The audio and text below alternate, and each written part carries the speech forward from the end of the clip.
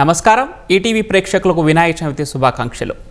ETV 360కి స్వాగతం. ముందుగా ప్రధానాంశాలు. నేటి నుంచి భారత్పై అదనపు సుంకాల భారం. రష్యా నుంచి చమురు కొనుగోళ్లపై అమెరికా అక్కసు.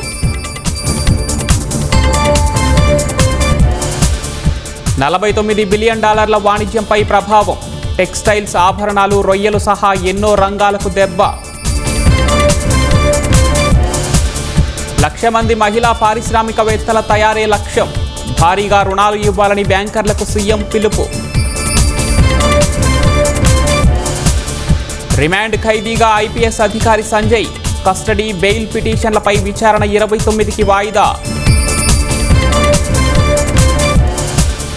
వైసీపీ నేత చెవిరెడ్డికి ఏసీబీ కోర్టు న్యాయాధికారి మందలింపు.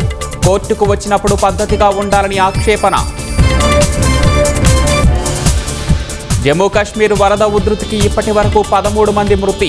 వైష్ణోదేవి ఆలయ మార్గంలో కొండ చర్యలు విరిగిపడి విషాదం. దేశవ్యాప్తంగా ఘనంగా వినాయక చవితి సందడి. పూజలందుకునేందుకు సిద్ధమైన లంబోదరుడు.